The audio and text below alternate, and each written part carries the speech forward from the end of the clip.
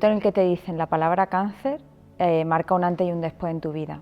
Es como si hubiera se fragmentara. De hecho, hay mucha gente que celebra el cumplevidas a partir de esa fecha en la que te diagnostican, porque las cosas no vuelven nunca a ser como eran antes. Ya a partir de ese momento te empiezas a plantear todo de manera diferente, se interrumpen los proyectos que tienes a futuro.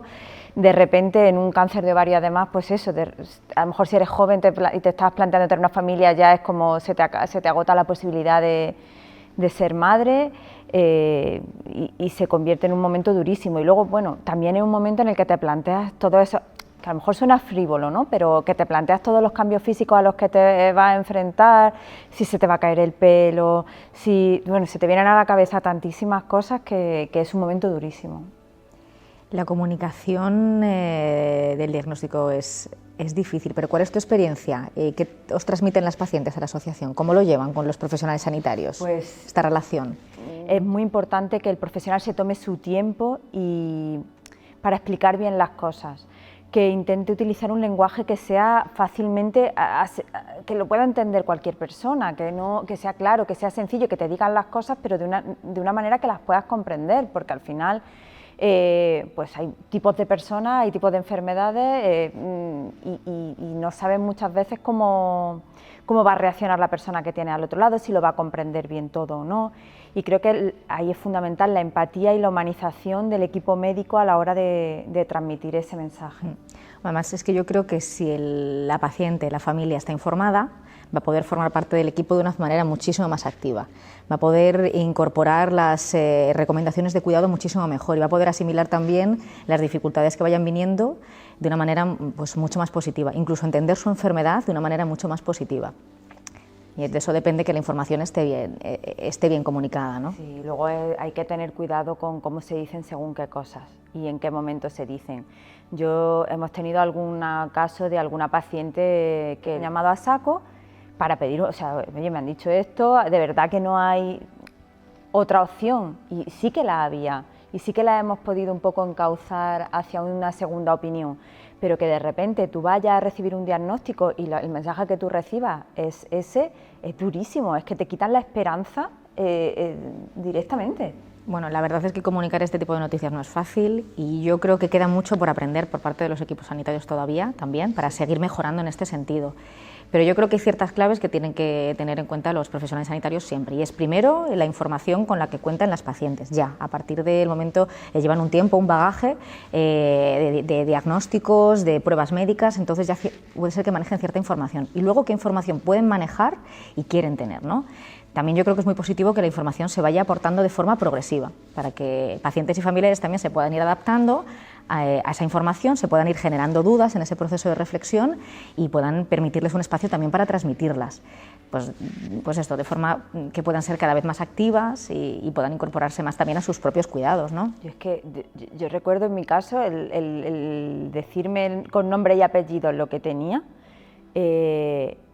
era demasiada información. Es que hay un montón de información, puede ser información compleja de asimilar, términos médicos, y muchas veces te encuentras súper perdida y luego no sabes dónde buscar información adicional y te encuentras con un volumen de cosas de repente muy difícil de digerir. Qué importante también dedicar varias consultas para hablar sobre todo esto y dedicarle a la comunicación del diagnóstico, varias consultas para que pues, las familiares, las pacientes puedan asumir la información y también poder tener referencias, dónde buscar información complementaria, ¿no?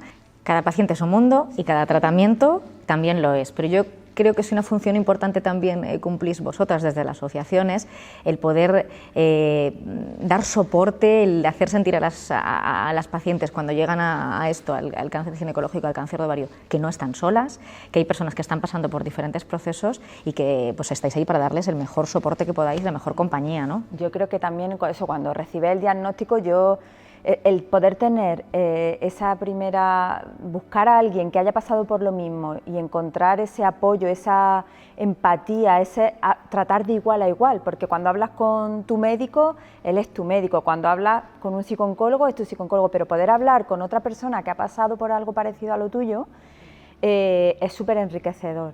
Lo normaliza, ¿verdad? Sí, y aparte que te da mucha esperanza. Bueno, y qué importante Y la atención psicológica, Bueno, ¿verdad, fundamental. Irene? Bueno, la demanda que nosotros tenemos es enorme y la verdad es que nuestro trabajo lo centramos sobre todo en ofrecer soporte, no solo a los pacientes, sino también a los familiares, a raíz del diagnóstico, durante el tratamiento y también tras él, además de, obviamente, pues la ansiedad que se vive durante los tratamientos, el miedo, que es una emoción muy importante y que puede llegar a bloquear mucho a las pacientes. La tristeza, la frustración, pues bueno, son circunstancias difíciles que también hay que aprender a manejar. Sí, porque sí. es que a veces hay personas que no están tan acompañadas y no saben tampoco cómo manejar toda esa ansiedad, todo ese miedo, toda esa incertidumbre que se te viene. Si, normalmente no tienen las herramientas para hacer todo eso y yo creo que vuestra labor es fundamental para poder avanzar y no quedarte bloqueada. También qué importante sentirte con confianza, ¿no? Y contar con especialistas en el ámbito oncológico, en este caso, psicólogos especialistas en el ámbito oncológico. Si tú tuvieras que quedarte con algo tras esta enfermedad, ¿qué sería? Madre mía, o sea, a la hora de afrontar una noticia así, pues yo creo que te aferres al presente. Eso luego ya te va a servir para el resto de tu vida, pero vive el presente, no te anticipes, no intentes ir más allá, ve pasito a pasito. Pues ahora toca una operación, pues vamos a superar esta operación. Que luego toca un tratamiento con quimioterapia, pues vamos a ir semana a semana o ciclo a ciclo viendo cómo lo vamos superando. Aunque tengamos la meta futuro de cómo pueden ir avanzando las cosas, pero pequeñas metas, pequeños triunfos que te van a ir dando como esa alegría de venga, esto lo he superado, otro poquito más, otro paso más, porque si de repente intentamos abarcar todo lo que se viene encima o qué va a pasar o qué no va a pasar, se genera mucha ansiedad y mucha incertidumbre. Qué buena recomendación.